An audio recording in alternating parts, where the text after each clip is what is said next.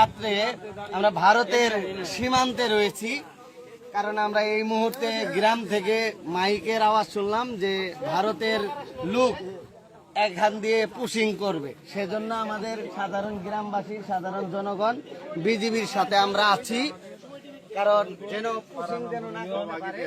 তো যারা হয়তো জিজ্ঞাসা করবেন যে এটা কোন এরিয়া, সেজন্য আমি বলছি এটা জেলা হলো জামালপুর, থানা দেওয়ানগঞ্জ, 3 নং পারামরামপুর ইউনিয়ন, গ্রাম উত্তর রহিমপুর।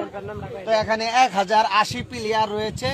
সেই প্লেয়ারের সামনে আমরা দাঁড়িয়ে রয়েছি এবং আমাদের চোখের সামনেই ভারতের গাড়ি কিছু এখানে অবস্থান করছে।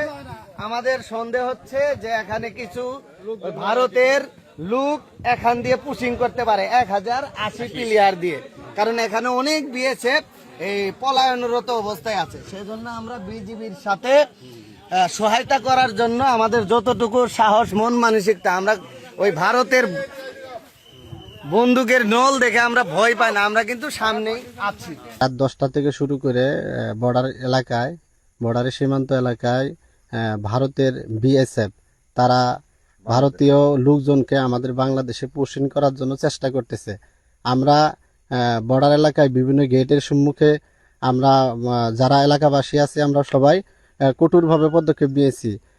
যার যা কিছু আছে দেশীয় অস্ত্র সহ অনেকে অনেক কিছু নিয়ে আমরা পুশিং ব্যর্থ করতে ভারতীয় অধিবাসী আমাদের বাংলাদেশে যাতে না ঢুকতে পারে আমরা এজন্য কঠোরভাবে বর্ডার এলাকা অবস্থান নিতেছি। আমি এই জায়গায় আসছি যে বর্ডার থেকে ইন্ডিয়ার লোক বাংলাদেশে পাচার করবে, এটা ঠেকাতে আমি এই জায়গায় আছি। কেন আজকে এখানে আপনি আসছেন? আমাদের এলাকায় মাইকিং মারি দিছে, এই জন্য আমরা যার যা কিছু আছে এটা নিয়েই আমরা প্রস্তুতি নিছি।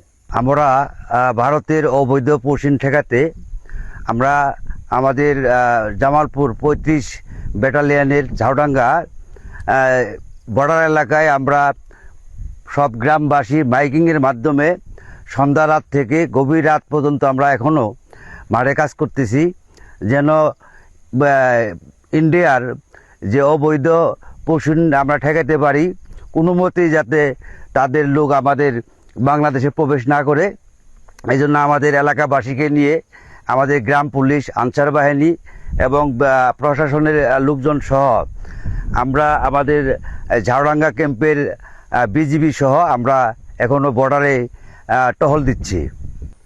আমাদের জামালপুর জেলার 35 ব্যাটালিয়ন ঝাউডাঙ্গা বিজিবি ক্যাম্পের আওতায় আমাদের 3 নং পারামরামপুর ইউনিয়নের 50 কিলোমিটার বর্ডার এলাকা আমরা ভারতের অবৈধ পুশিং ঠেকানোর জন্য আমরা বর্ডার এরিয়ায় টহল দিচ্ছি।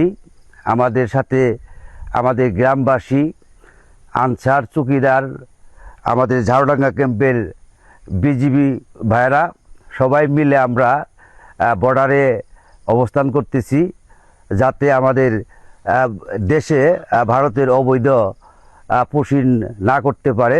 সেই জন্য আমরা এলাকাবাসী নিয়ে আমরা এখনও বর্ডার এলাকায় অবস্থান করতেছি। আমরা গ্রামের এলাকাবাসী সহ আমাদের 3 নং পারামরামপুর ইউনিয়নের চেয়ারম্যান সেলিম ভাইয়ের নেতৃত্বে আমরা এবং বিজিবি সহ বর্ডার এলাকায় আমরা অবস্থান করছি, বর্ডারে যেন ভারতীয় অবৈধ পোষণ ঠেকাইতেছি এবং অবৈধ অন্য কিছু যেন না আসতে পারে, এজন্য আমরা এখনও বর্ডারে অবস্থান করতেছি।